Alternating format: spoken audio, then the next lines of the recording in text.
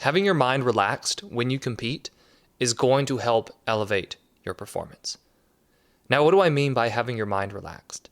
Because we don't want to be lazy, we don't want to be dull, we don't want to be slow when we play. And sometimes when I'm talking to athletes about this idea of getting their minds relaxed, they end up associating it with this idea of being too calm, right? Being too dull mentally. But when I'm referring to having the mind relaxed, we can look at it as having the mind calm, which really means that we're not thinking about a whole lot of different things. We're not stressing about a bunch of stuff. We're not thinking about what will happen in the upcoming performance. We're not dwelling on the last practices we had or even the last mistake that we made within this game. In other words, when our mind is relaxed and calm, our thinking is simplified.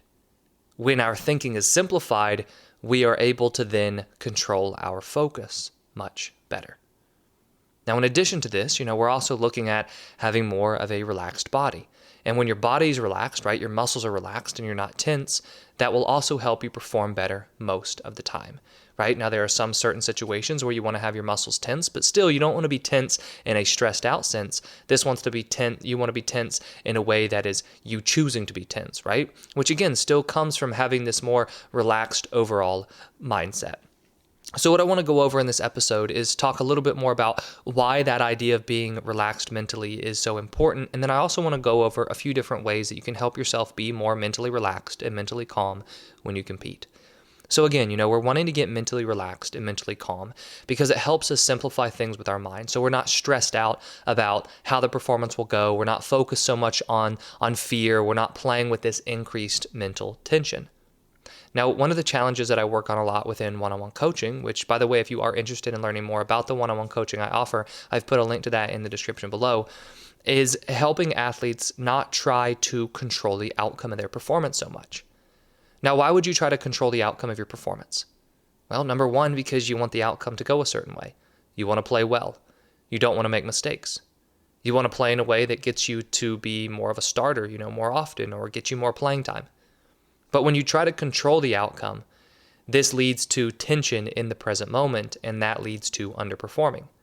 When you are more mentally relaxed and you're mentally calm when you play, you're no longer trying to control the outcome quite as much, because in order to be more mentally calm and mentally relaxed, we have to keep our mind more present.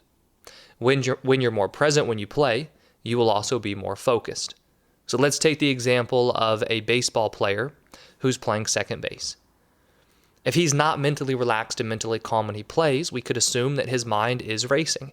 He's thinking about what he needs to do with the ball. He's thinking about, what's going to happen if he makes an error. He's thinking that he hopes the ball doesn't get hit to him. He's stressed about the last mistake he made. He's thinking about what his fielding percentage will look like. He's thinking about the last at bat he had where he grounded out to the third baseman, right? He's going over all this different stuff in his head. Now, the first thing that I said, which was he was thinking about what he needs to do with the ball, that's probably a pretty helpful thing to think. But when it's muddled into all of these different anxious thoughts, that's not a helpful thing to think at all. So for him, he would want to be more mentally relaxed, where his mind is not stressed about all these different things. He's not thinking about all these different things. His mind is calm. Maybe he does think quickly about what he needs to do if he gets the ball, where he's going to go with it. But then he's able to bring his attention back into the present moment, focus fully on the pitcher delivering the pitch, and be focused in the moment on making the play if the ball's hit to him. Now, if you had to choose between two second basemen, and one second baseman was thinking about all these different things and stressed about what will happen and hoping the ball isn't hit to him and worried about his last at bat and all that, having all these different things run through his mind, versus a second baseman who was mentally relaxed, who wasn't thinking about a lot, who was calm mentally, which would you choose to field more ground balls consistently well? You would probably choose the one who is mentally relaxed because he will be more consistent. He's ready to make the play. He's calmer. His reaction time will be better. His focus is improved. And that's what we see happen when we are able to get ourselves to be more mentally relaxed and mentally calm when we play. But again, this doesn't mean that we are slow. It doesn't mean we are dull. It doesn't mean that we are not being able to react very well. It means we are not thinking about a lot of different things. It means our mind is calmer, which means our mind is more present and more focused on what we are doing. Now, how do you get yourself to this point? How do you get yourself to the point where you are fully present in the moment, you're mentally calm, you're mentally relaxed? Well, there are a lot of different tools that we use, right? And one of them is helping an athlete develop a calmer mindset more on a consistent basis. And this is where we take a long-term approach to developing a calmer mindset. This is where I always suggest athletes go through a mindfulness meditation exercise. And this isn't something that we are using as a quick fix going into a game. Yes, I do suggest athletes go through it before the game actually starts. But really, this is something that we want to get into the habit of doing on a daily basis. Because just imagine if every single day you're doing a mindfulness meditation exercise where you're getting your mind calm, you're helping yourself be present, helping yourself be relaxed. Over time, what ends up happening is you actually develop the skill of having a calmer mind, having a more present, focused mind. Now, if you are interested in learning more about mindfulness meditation and really how it works to calm your mind, I go into a lot more detail on that within the Confident Competitor Academy. And this is a 6-week online course that I have available for athletes like you, to help you calm your mind, build confidence, overcome fear, overcome anxiety as well. So if you are interested in learning more about the Confident Competitor Academy, I've put a link to that in the description below. Now, in addition to using mindfulness meditation, we can also use tools in the moment, right? Tools such as a self-talk routine.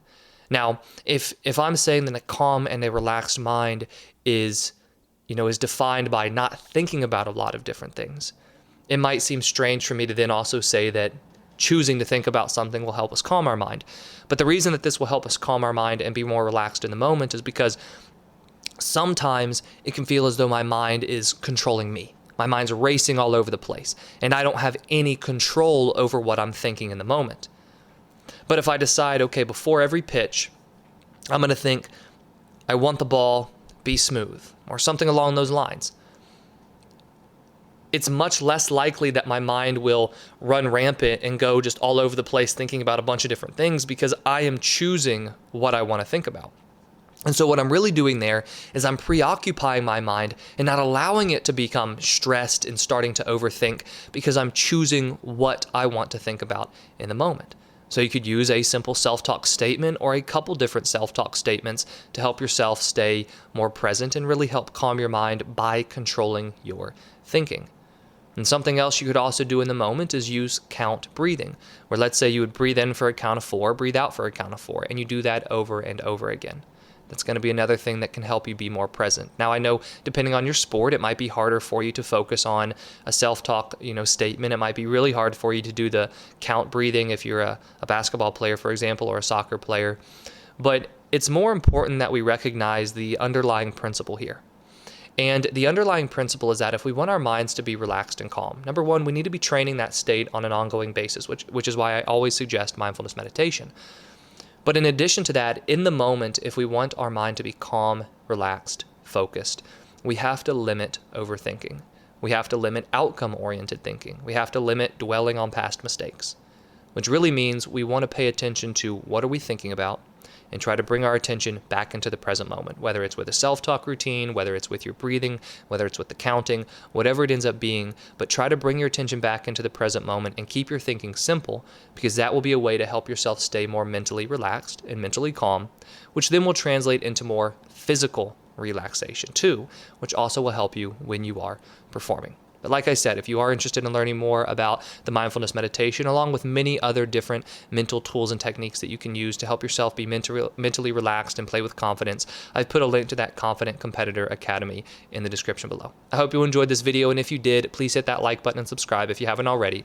I put out new videos each week on sports psychology and mental training. Thank you for watching, and I wish you the best of success in all that you do.